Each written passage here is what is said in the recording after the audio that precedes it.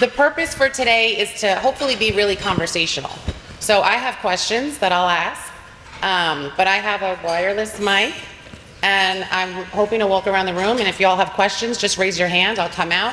Ask any questions you have. Let's learn from these guys. They've done tremendous success online, in store, and so any questions that come up as we're talking and sharing, just feel free to raise your hand and I'll come out and we can ask anything you got. All right, so some quick introductions. First, we have Corbett Farrell from D&D.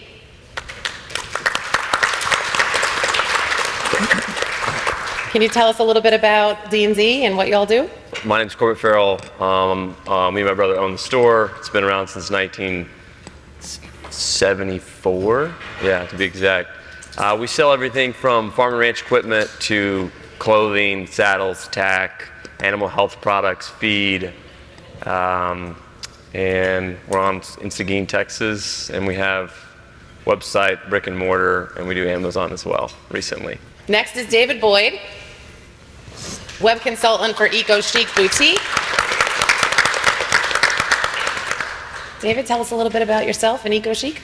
EcoChic has three types of stores: high-end women's fashion, My Sister's Closet, My Sister's Attic, which is furniture, and Well Suited, which is men's fashion. So it's a consignment business, and they've been in business about 30 years. And I went with Stratus and Command back in 2015, I believe, 2014, long time ago. And for those of you who know David years ago, he was a member of our team. Next, Kevin Chandler from Vance Outdoors.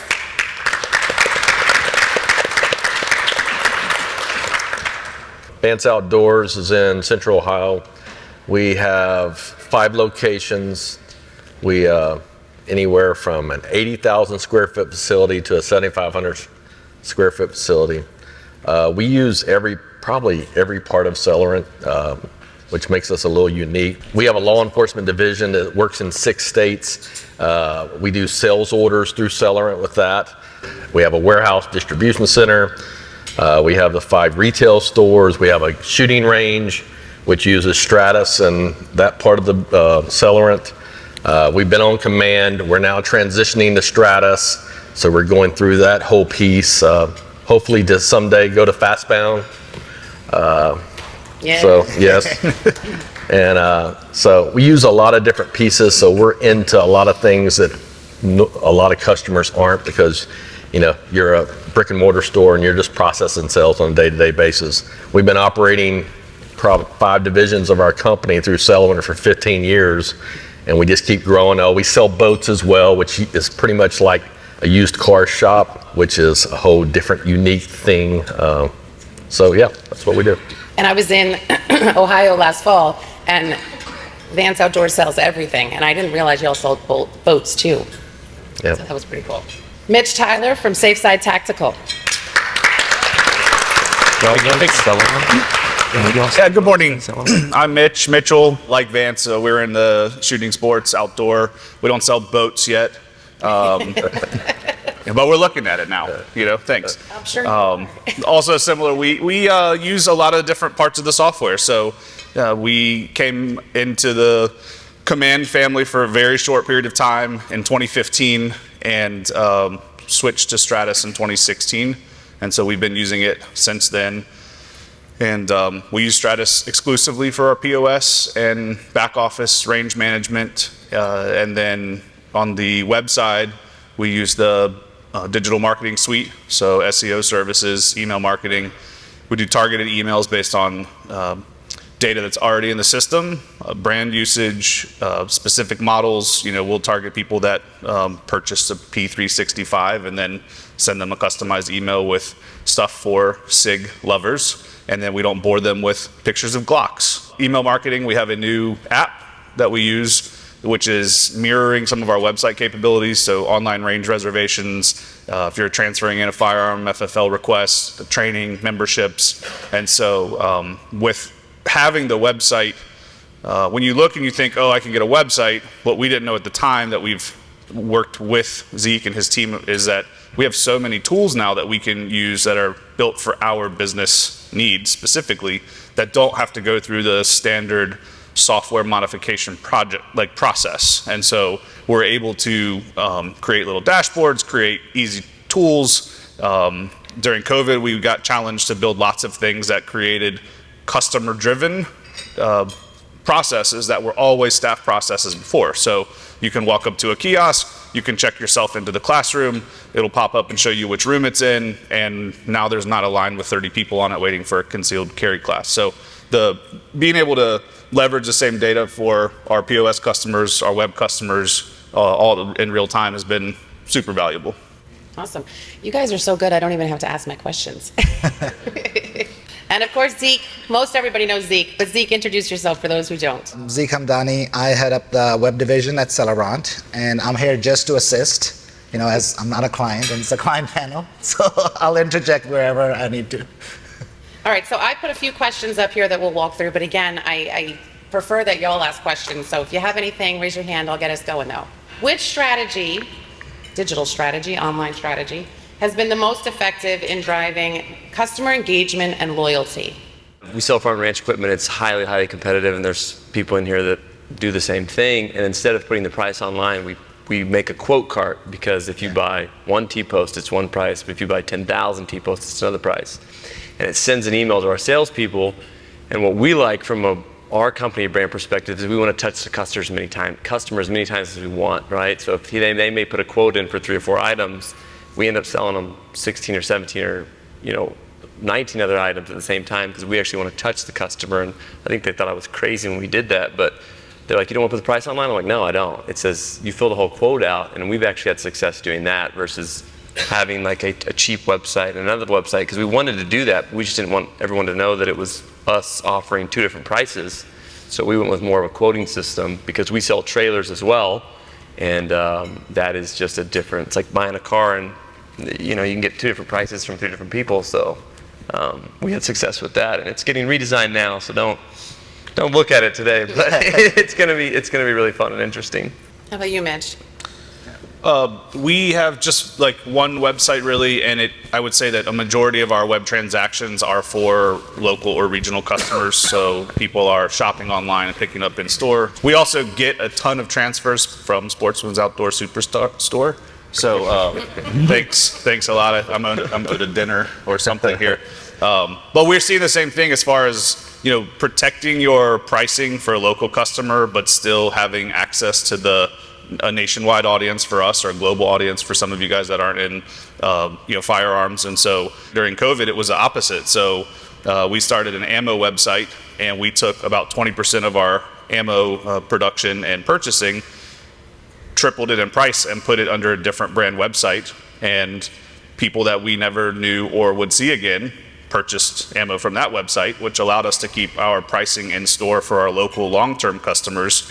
They of course saw an increase, but they didn't see what was happening online. And so we were sort of the opposite of, we were racing to the top for our ammo website, and it ran for about 12 months, and then the need wasn't there. But we're using the same products. We built some cool flags so that we could populate the same box of ammo on 2 different sites at 2 different price points and fulfill from the same place. And shipping and back office, the whole process was managed all through Stratus. Yeah. And this is when ammo shortage was like, you could not find ammo anywhere. We had the benefit of, we manufacture ammo at our main facility, and so we had raw materials on hand to get us 6-8 months deeper into the ammo shortage than most retailers could, because we were creating it. And so with the range, we harvested our own brass, we were sitting on primers, bullets, powder, and so that was we thought we were gearing up for a 2020 election ammo push, and it just dropped like 8 months too soon, but we were already far enough down the road. And so then having that, but customer traffic's down because we're half closed, or we're short days. The ammo website that we were able to spin up really in about 2 weeks. It saved us on several weeks, where if that ammo site revenue hadn't been coming in, the building that had no customers in it because they couldn't get there, still, mortgages still do. Absolutely. So the flexibility we had there was pretty awesome. Yep. And Mitch, what about the app? How do you use the app to help increase loyalty? Yeah, we're still kind of trying to figure that out, right? So we have a new app. It can do really cool things, and the challenge now is not a technical one. It's how do we get customers to engage on our app? What's the benefit to the customer? So if you are on your phone all the time and you prefer apps versus going to, if you've got the Home Depot app and that's what you always go to instead of the website, that's what I want to happen for SafeSide, because then I can really not only collect good data about our customers and what they're after, but you can literally, you're already logged in, it's perpetual login. If you're a member of our range, you can go in and book a reservation at $0 and really 4 or 5 taps and no payment information and your reservation is in. And we're working on notifications to remind you, hey, you have a range reservation tomorrow, hey, you have a class this evening, click here if you need a map. We do some of that through the website, and we've eliminated probably 50% of the phone calls and emails by automating announcements. And so, there's always that, oh crap, I forgot that class was tonight. But they're figuring out at 7:30 in the morning, not at 5 minutes to kickoff. And so the app will be doing push notifications. We're also working on developing an employee side of the app so that our sales staff can use the same app and use it on the day-to-day to look up availability, to check pricing, leverage the vendor data that's already in the cloud, and in real time be able to say, yeah, I don't have it here, but I can get it here in a couple days, and not have to take, the customer journey. We don't want that customer journey to be bouncing between the POS and the gun case. We want the customer journey to be swiping a credit card. And so being able to do all that in our hand is going to be really a powerful tool for our staff. Then the customers see the staff use the app. Oh, you can do all that. And that's how we get conversions. So I think we have 350 downloads, something like that, 400 last time we checked. in just a few months. So, and we have not advertised at all. So about that, you find that's more service based, or is it, do you get any retail sales out of that, or it's more on service? Yes. We're not doing retail because of the App Store and Firearm. There are some ways around it, but that's not really our focus right now. Yeah. So basically, ooh, that's loud. So basically, you cannot transact any firearms on Apple or Google. You can display them. So what we have done is, if you want to have a mobile app for firearms, then you can browse and everything, get to the product, and then you have to finish the transaction on the website, because they just do not want to transact anything in their platform. Yeah, and in theory, you could actually build the cart and everything in the app and then essentially transfer that package over to the website. So it would already know who they are if they're logged into the app. We can essentially fake a login to the website, take a cart and dump it into the cart on the website. And so to the customer, it won't feel like you're starting over. Right. It's be compliant with the App Store requirements, but also when we get to that point where we want to leverage the retail products. And I think we would do that on a smaller scale. I think that would mostly be for buying the app, pick up in store. That would be our target for that. You target customers with that app? Yeah. So the push notifications, not like announcements, but we have all kinds of cool filtering for push notifications. So if I want to send a push to just range members who also have the app, or just customers who made a purchase in the last 7 days, maybe it's a great way for us to start to collect more reviews. We know our app users are going to be a quality customer, and so much less risk asking an app user for a review because they're engaged with us. They're downloading a custom branded app for our store. And so target members, target people you haven't seen, target people that have the app but haven't logged in. There's a bunch of different ways to do it. And so, and then drill all the way down into me sending a push message just to my brother's device to freak him out. And I'll say this with the mobile apps, everybody thinks about launching an app to sell more products, and that's of course the goal. But a really big benefit of having a mobile app is being able to get into your customers' pockets. It's getting harder and harder to send emails. You can send them, but it's getting harder and harder to actually get those emails in their inbox. And so you can bypass spam filters. You can go right to your customers' phones through push notifications. Great way to increase engagement and loyalty. And another thing, down the road, we're going to add more in-store aspects to the apps. So I'm sure you guys have seen, like on Walmart, If you open up the Walmart app and you're in the store, they know which store you're in, and then basically app goes into in-store mode.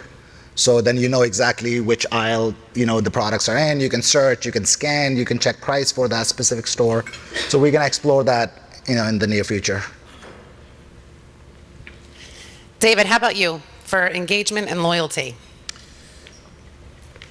EcoChic has a pretty long-time loyal customer base. They've been in the Phoenix area and in San Diego for about 30 years, and so every one of their items that comes in is consignment. They carry no purchased inventory from vendors. It's all consigned. So the challenge is the fact that every item is one and done. So a woman brings in a Gucci bag and they set the price at $5,000, and that goes onto the site. When that sells, it's done.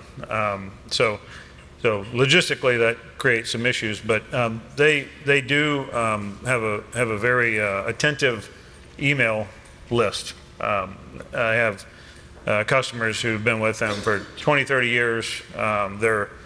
Their biggest customers, more often than not, are their largest consigners. So there's something of a life cycle where someone will go to Neiman Marcus and spend $20,000 on clothes or jewelry, and then wear it use it for 6 months, and then come and consign it, and then use their money to purchase other items that other folks have brought in. So a lot of the promotion is around usually monthly sales that occur to draw in traffic, but they have a marketing campaign that goes all over Canada and the United States and even Europe, because many of their customers will not only buy online, but they come to Phoenix area for the winter, particularly from Canada. Yeah. And they're all headed home soon, I think. But so they have both a lot of online and the same customer is online, but then is also in person. And social media is a big thing with Instagram, doing short videos of someone holding that $5,000 purse that would sell for $20,000 in Neiman Marcus. It's a bit of a high-end treasure hunt, and the website is literally refreshes every day because of the uniqueness of the items. Yeah, and that's actually not one of my questions about social media, but it should be. So I'm glad you brought that up. Actually, someone here asked me yesterday, what social channel is your best performing channel? Because for those of you who don't follow us, we're very active on social. LinkedIn, Facebook, Instagram, TikTok, YouTube. I mean, we're Twitter, we're everywhere. So I'll ask you guys the question, since y'all are retailers and we have different audiences. Where do you see the most performance on social? Via sales or views? Well, a follow-up They don't question. always translate. See, and that was my response yesterday. So if you're looking at social for lead gen, that's a different question than visibility and engagement, right? So in whatever way you want to answer. We do TikTok, but I mean, we've gotten millions of views on 6 videos, and we average 100,000 views, but it doesn't always lead to sales, and it drives me. Right. I'm younger, and it drives me nuts because I'm like, so one thing we did was to help when we started with TikTok less than a year ago. We had like 50,000 followers. I mean, nothing crazy, right? We have multiple videos get 1 million views, but what we did was we bought a phone, and we tie it to that person's cell phone's number. Because on TikTok, if you open it as a business account, they don't let you. The algorithm blocks you, and they want you to pay because that's how they're going to make money and do advertising in that way. So we tied it as like it's a personal person, and our engagement went way up. Like we're a social influencer, but we're not. That was one thing I found that worked really well. Now you can't link your businesses easily, and et cetera, but once we hit about 150,000, we're going to switch it back to a business profile. That way we have the engagement and the followership there. But that's been a great lead driver for us on pushing them back to Instagram, because we have more people actually check out via Instagram, but they view us on TikTok.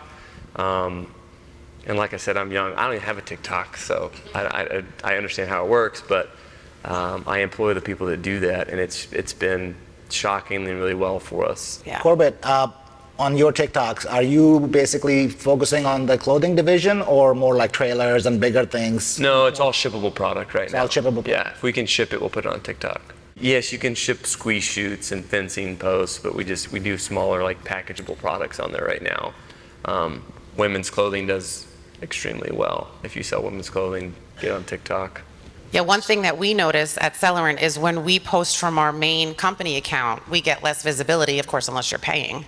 But then when our team members share the post or engage with the post, that's when it'll get a lot more visibility. When the person's account versus the company's account, just like you said. Yeah. How about Facebook Live? Does anybody do Facebook Live to sell in the store or anything like that? Yeah. Yes. Any tips or anything? Well, it's just about presenting opportunity buys when things come in. Every set of stores in the company have professionally trained photographers, and so when we get consignment items in, they're photographed at the store with good lighting, and we have a format with the presentation of the specifics of the item and all that. So when particularly high demand items come in, they hit Facebook Live, and then we try to chase people to the site for the purchase, which is also a challenge. I won't get into the back operations stuff is kind of my forte, but it's a challenge when we're selling one item that's actually sitting on the shelf in the store online, and somebody in Canada buys it. Yeah. We've got a whole logistical process where the stores need to get notified, need to go pick it before it sells in the store, and if it sells in the store, then it's a lost sale online. So there's a bit of a but Facebook Live helps kind of speed up that process of selling the item, which makes it even more exciting in the stores. How often do you guys do lives, or is it based on what merchandise you got in and if it's worthy of a live or not? They could be shorts, your Instagram shorts. We're using TikTok. I don't know if it's driving sales, but like you're saying, it's getting a lot of followers. And then the Instagram, the couple minutes, keep their attention span. Yep. And go from there. Very nice. Yeah, we find it's hard to associate social media with sales. Unless But- they're directly checking out, which the whole Meta Pay thing that changed recently, Right. like they're forced to check out there because they want their percent of that Well, transaction. right, but even if they're not making the purchases, you're getting visibility. You're Yeah. in their mind. They're Yeah. always on social. They're always scrolling. Too much all day, every day. And the more you can be in front of them with your posts and your videos and your live, that's the goal. Because even if they're not buying right now, they're going to buy. And you want to be top of mind. It was social media that kept us afloat during COVID. Arizona wasn't quite as locked down as the rest of the country, but we really used that as an opportunity to get in people's homes and get them into the showroom and sell. Yeah. Yeah, it's just a great way to connect with your customers and build your audience and your network. And then you post things, they share it, and it's just, I love social media. All right, next question. Anyone here have questions? I came down to make everyone more comfortable, maybe. Questions, anyone? Can maybe one of you guys talk about more the staff side or the back end side of, you've got a website, you've got order pullers, you've got someone doing images, descriptions, you've got somebody in sales, you've got somebody doing the marketing on whether you say TikTok or Facebook or whatnot, or emails. Can maybe some of you guys shed some light on what's worked for you, or if you're just getting started, what's the first thing to kind of, hire someone to do, or to kind of, help you kind of get past just having a website out there and, doing some Google AdWords? What's kind of maybe the next step after that? It's kind of two questions. I mean, I'll share. We're smaller. We're not as big. You want to say like the way we structure it, like the people I have, what they do, stuff like that.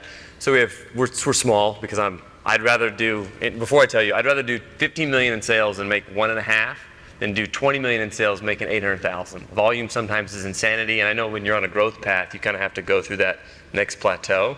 But so I digress. We have 2 people that upload products all day long. They use some AI image enhancers, and it instantly puts it on a white background, so it saves us time. We'll rip photos from vendors and then throw them through an AI simulator that'll make them more ours than theirs. And I'll share that with you. It's actually really cheap and very, very fast. So they upload products, they write descriptions, or they'll use ChatGPT to write descriptions, and that's what they do all day long. Those same two people will also pull the previous orders in the morning, right? So they spend about 2.5 hours pulling orders, packaging it, and then they spend the rest of the 6 hours a day putting up it online. I have 3 buyers for the retail division, shippable goods, but they're also responsible for uploading products to Amazon in order to save me time. We just went to doing Amazon realistically about 90 days ago, and that's shame on me as a business owner, because I as a passion can't stand Amazon, but at the end of the day I have to make money, right? So we did that, and so then we have one person that receives the product in, and so that's kind of the flow, and we're just now going to start hiring just a picker and puller that ships products all day long. I mean, that's just the past 90 days is when we really started doing Amazon, and that's where most of our online sales are coming from now. I hate to say it, but... Are you fulfilling them, or? No, it's FBA. FBM. And we're testing FBA products, like this one SKU in kids, this one SKU in footwear, because they just take so much from you. And so we're testing it for a longer period of time to see if that ROI is there. But yeah, we pull it, because like David said, we have a 60,000 square foot store, and that is our warehouse. There's no back thing. So if it sells on Amazon or online, we have to run and go pull it really quick, because if it's the last one left, I'm going to piss the customer off either online or in store. And so I hope that, I mean, it's kind of like elementary, my example, but that's how we do it right now. We run really thin. I don't know what else you want me to tell you really, but yeah, that's how it works. How many people in here sell on Amazon? Hands? Couple. Well, the gun people you can't sell guns on Amazon. Right. Well, Yeah, we don't I have mean, all guns. Even the part of our catalog that we could sell on Amazon is either like high fraud potential, high knockoff potential, or we're in the soup with everybody arguing over a few pennies, right? I mean, it really is a race to the bottom on Amazon. That's how we all shop on Amazon, and so there isn't customer loyalty to an Amazon merchant if you're selling the same thing as everybody else. And so we met Amazon here last year and went through the process of getting our merchant system set up, and we're going to actually use it for something else. So the other side of our lives is that we have axe throwing venues. Anybody ever been axe throwing? Yeah? Okay. Yes, we do our team weeks there. Yeah, that's right. And so we're actually starting to import axes, and the imported cost, the landed cost is about $8, and the average cost on Amazon is about $59 for a similar product. And so that's one of those things where it's just like kind of you asked.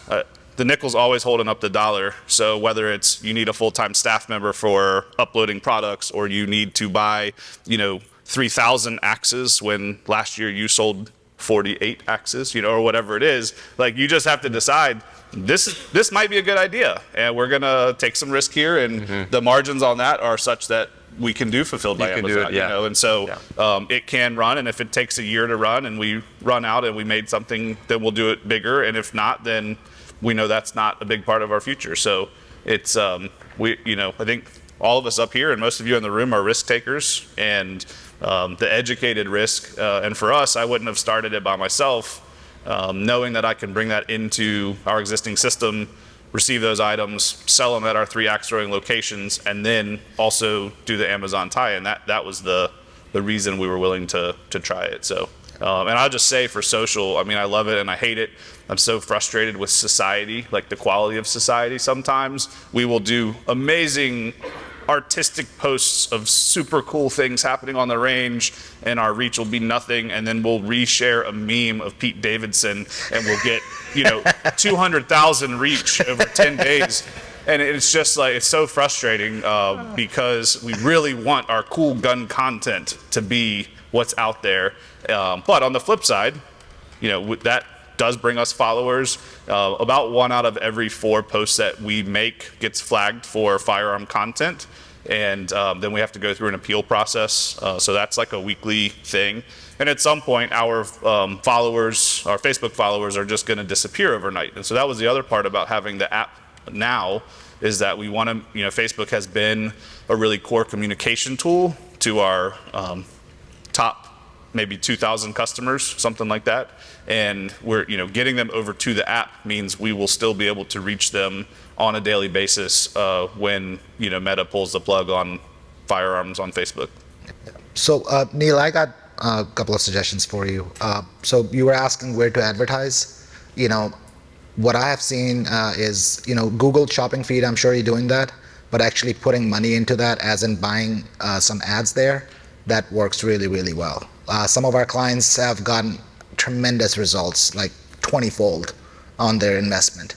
So, and it's not as saturated as your plain ads. So maybe explore that, and then I will say explore ads on Meta, Facebook, and Instagram. That'll probably, based on your business. Neil is in the party supply business, so there's no restrictions, so you can do everything in there. But I would say those things probably will work. And we have a new integration coming with Google. Can you speak to that a little, Zeke? Yes. So Michelle and I are working with Google to kind of enhance, how you have right now Google product feed. Most of our websites have that, but they're bringing in the local element into it. So if you search for something and your store is close by, it's gonna say this product is available, 1.2 miles away and in stock. And then from there, basically customer can buy from there online, or they can do BOPUS from Google. So it's really cool, it's new, and we are right on the cutting edge of that. Yeah, and it makes it so much faster for your customers to even be able to put products from their Google search right in your shopping cart. It's really cool and new, and even firearms dealers can use it, but Google's going to automatically not push your those products in, but all your other products will be pushed into the feed, and it's really cool. We should have it in a couple of months. Basically, if you sell firearms, you can send it, and you will not be penalized. They just won't show it. Yeah, they're going to So just they're being filter it very, they're being nice about out. it. We may filter it out. We will just not send it. We have a flag for firearms. Yeah. But overall, this is Google's push to get into the local, marketing and things like that. And I think it'll be very beneficial. Yeah, and we spoke to Google at length for our firearm dealers too, to confirm that that's how it's going to work. And the way it's going to be is it's not going to require you to have a website. So, for example, if you're a business where website is just not something you are willing to do or can do for different reasons, you can still take advantage of it through our system, where it's going to push your local inventory to Google, and all of these things will be there. And instead of finishing the order on the website, it will just say you can pick it up in the store. If it's going to be on Google, it's just going to show a picture, right? But if I don't say I don't have a website, does it use some generic photo from someone else? You have to submit the picture, Okay, even if you don't have a website. Okay, yeah. okay. Google gives you repositories where you can put the pictures. Right. And Google also gives you a special page. So, you click on, let's say, a widget, and then it goes to a page where you see the bigger picture, and it's going to show you this is D&D, Texas, here's the stock, a store, hours, address, and that will be the page. Okay. That's the end of the journey. But if you had a website where you sell that product, then you will actually go to the website and finish the sale. And it even drops you for that product right in the cart. Mm-hmm. So it's all about just reducing friction and making sales faster. Yeah. But it's good to see that Google is pushing local business, Yes, not just 100%. e-commerce. Yep. All right, we're going to keep it flowing. How do you ensure consistency in customer experience across all these channels? We're talking about stores, e-commerce, app. I think that's what we all struggle with. Right. Yeah. I mean, it's you want to send the same message. Right. For us, it's always customer service. My customers don't always agree, but at the same time, we're always striving to provide the best customer service possible, whether that's them checking out through our brick and mortar stores or checking out online, whatever the hang up is that you're dealing with. That's what I do on a daily basis. Is if I get a customer complaint, I write it down. Why did it cause this customer a headache? And how can I fix it? And if it's website related, that's when I call Zeke. If it's my cashiers, that's when I call my store manager. whatever. And but at the same time, the flow of that customer and understanding when they walk in your door, how do you get them out the door with the least amount of resistance possible, hopefully with a bag full of stuff, Right. right? I think that the customer experience online, I mean, it's all going to end up being the same. Me and Zeke have talked about this. It's all going to be the same. You just check out. I think you can really do a whole lot more in store. And we saw that during COVID, our business did. Website went up, yeah, but our in-store traffic was huge because we took a stance and we never closed. We never made you do anything, regardless if that was right or wrong. But, we hired some really good managers and we let them run with it. And, we let them live and die by their own sword. And if we thought it was wrong as ownership, we'd write it down, discuss it, and say, no, we're going to do this every time. But we really leaned on them. And for me and my brother owning the store, we got out of our own way. So for us, it was like we used to micromanage being a medium-sized business. And we finally said, all right, manager, you do it. And if this is the thing that we want done and this is how we want it, it's great. And I mean, my headache is way less now, we spent more money on a manager, but it was the best thing I could have ever done. And it's just hard to let those dollars go. But I think people is a huge part that we just forget because right now everything's about AI and online and everything else. And it's like, you can't do it without people. You still can't. Maybe one day we can, but it's huge. The personal factor is huge. And for e-com, we handwrite every note. So that's our only way that we different. We handwrite a handwritten note to thank you, David, for buying these pair of boots, blah, blah, blah. And then someone from the e-com team signs it and they leave their personal direct That number. personal touch. That's our personal touch online, but That's how you bring that personal customer service. otherwise it's in store. Even if you don't buy anything and you have a good time or in store, you're going to come back. And that's what we've really focused on recently is that, as well as Amazon, because I can control that. And if they have a good time, they don't buy anything, they're going to come back every time. Which online channel or strategy has brought the highest ROI? Abandoned cart emails for us.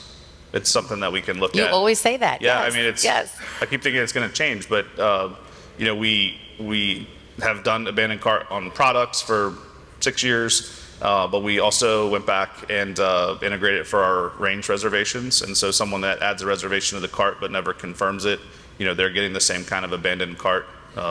Hey, you're almost there.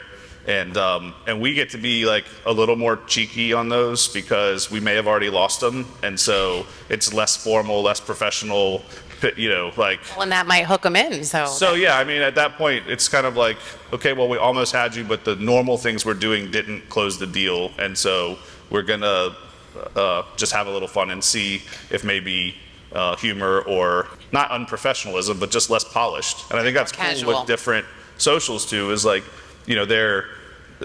there's a type, and there's some great memes about the type of users on Instagram and Facebook and TikTok and LinkedIn. I was at a conference in November, and there's a guy who spent 2 hours just talking about LinkedIn. And if you're a business and you serve any B2B and you don't have a LinkedIn, you should start looking for another job. Agreed. He was pretty sure about himself with that. But we went back and looked, and we are slowly building LinkedIn because we do a lot of corporate gatherings. So Right. I don't know if you guys do that for your range. Between the axe throwing and the range, a wide swath of humanity can have a good time with what we do, right? And so on the LinkedIn, we're really focusing more on the B2B for events, and those are high ticket, high margin.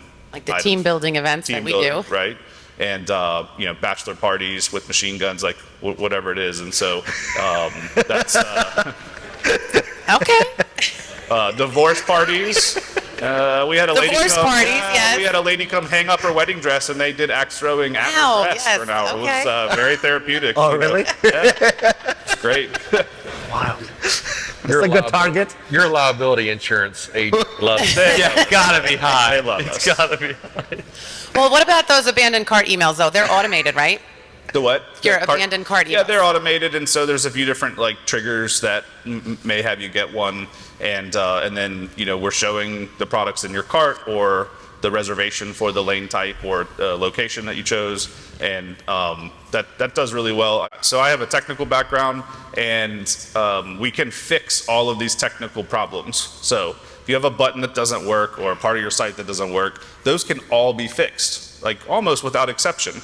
But the human factor is so interesting that you can have a stellar employee that has a bad day matched with the perfectly wrong customer who's having also a bad day, and you can blow up a long-time relationship quickly.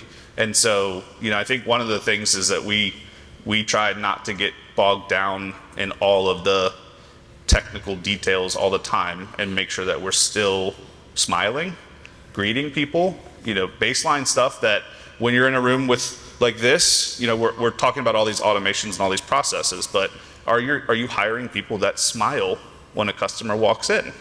That is just a basic thing. There's no code, Zeke, for it.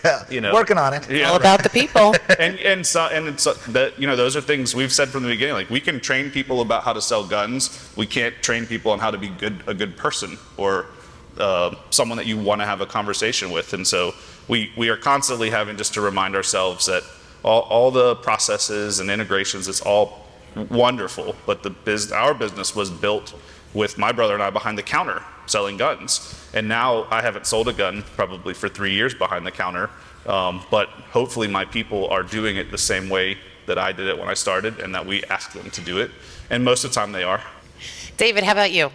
It sounds a little bit old school at this point, but the emails, like through Constant Contact, going to established customer base. We do term sales probably once a month, and then 2 unveiling events that are not sales, but they're the release of either the spring consignment items or the fall, and they're a big deal. We get 300 or 400 people at the door ready to come in and buy the latest and greatest. So I think a big part of EcoChic's success has been building a culture around the entire experience with My Sister's Closet. When you come in for the first time and you find a pair of shoes and you're buying them, you get encouraged to bring stuff in to consign, and so that creates a cyclical relationship where not only are they a client or a customer, they're also a provider of inventory, and they end up getting money back on their account that they can use to buy other things. And so that's a really important part of their relationship. And then, of course, I go in and find a great pair of shoes that are well suited. Then I tell Zeke, hey, next time you're in Scottsdale, you got to stop by. By the way, they've got a pair of your size online, and off it goes. And you can buy something that would cost $10,000 or even $1,000 and buy it for $300, and it's in brand new condition. As long as you treat people right, it becomes a cash cow in that way. Yeah. I have a question for consignment, since you're consignment heavy. Do you guys leverage your consignment rates as promos? So the other side of the equation, not like a term sale, but do you have times where I could bring in items and get a higher percentage payout? Or it's like a category you really need, and so you're being more aggressive on trying to recruit those? Or when people cash out, do they have a benefit to use those dollars in the store, a financial benefit versus cashing out? Yeah, there's a few questions there.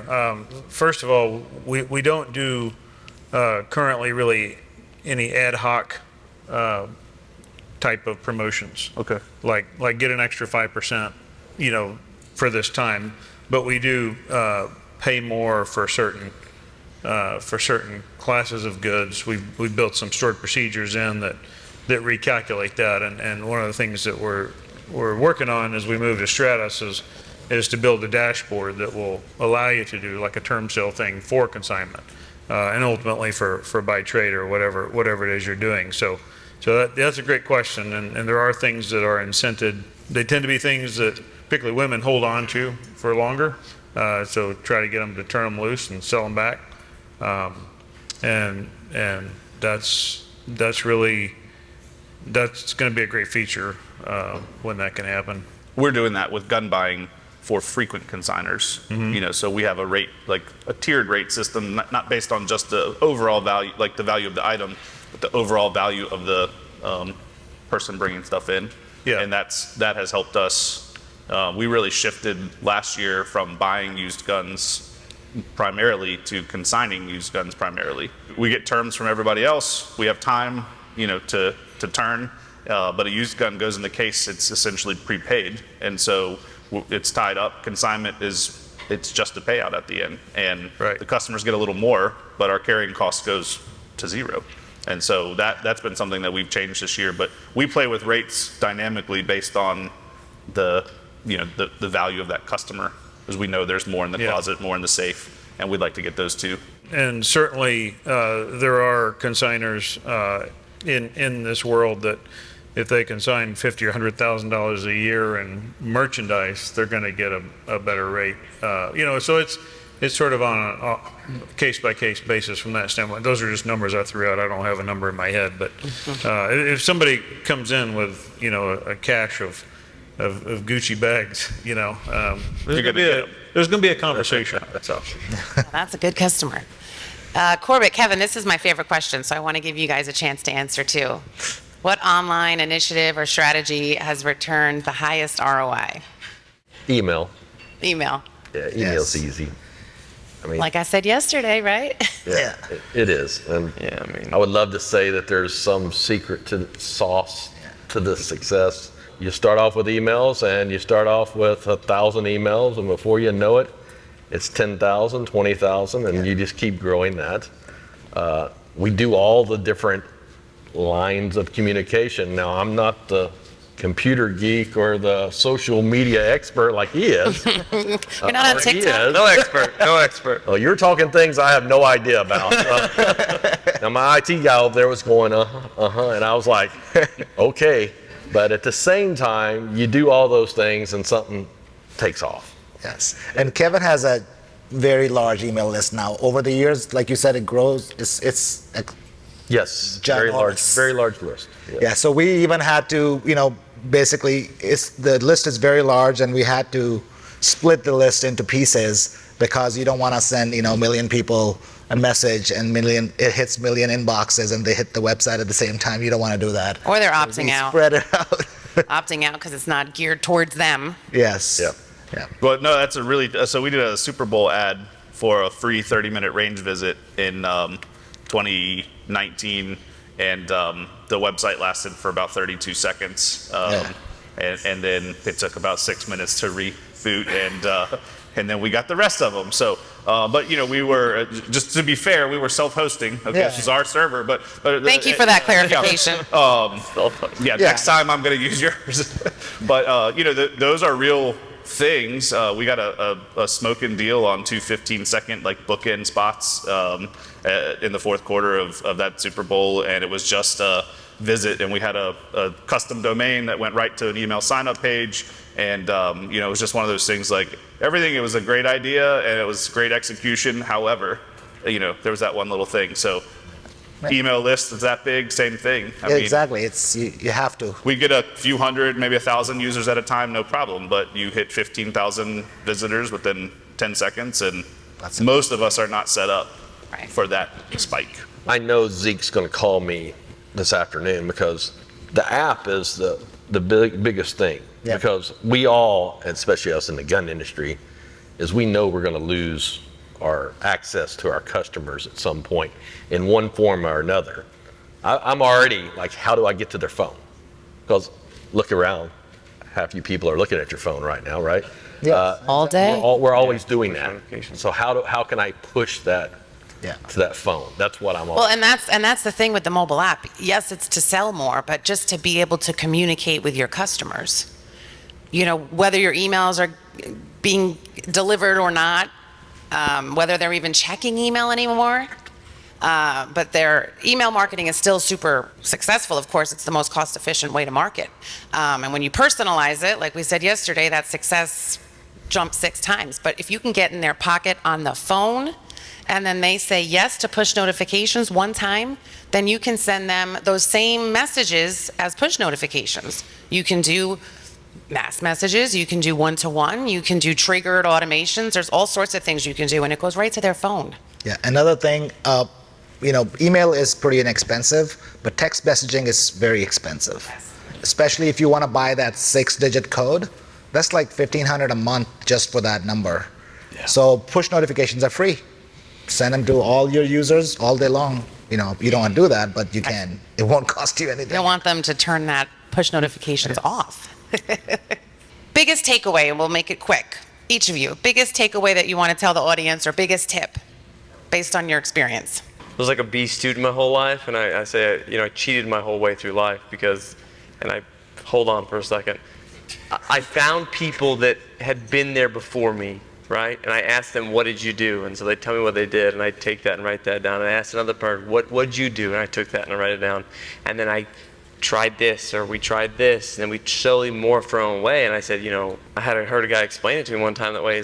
I was like, that's genius. Like we cheated the whole way up, but it's not that you cheated. You just took a little idea from this person and this person. And I always wanted to find someone who's done more than me, is doing more than me, and that's what we've done, and it's worked. Mitch.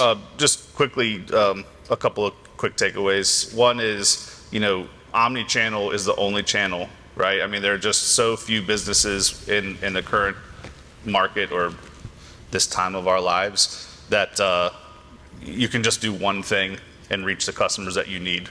Everything costs more to operate. Overhead is out of control. Payroll's out of control. To get the good people, you're paying more.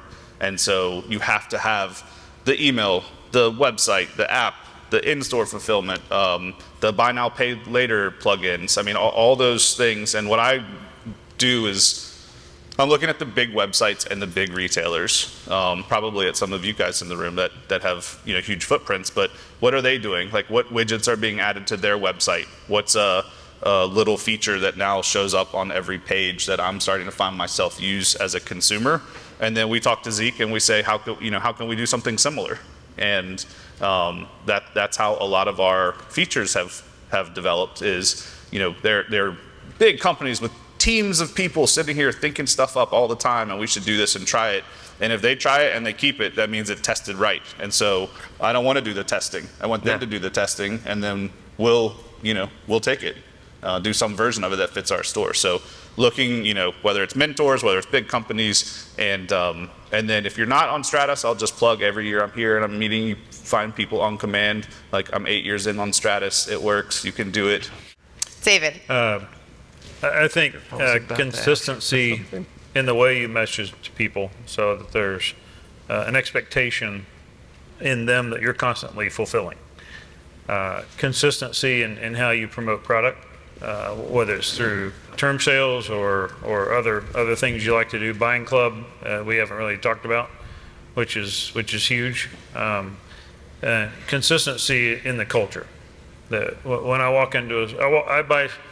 People tend to buy from stores they like, and don't. Price is sometimes secondary because they like how the interaction occurs, and they're familiar with it, and that is really the lifeblood, I think, of the consignment business, so knowing how to operate and what to expect. Well, thank you, gentlemen. It was very helpful.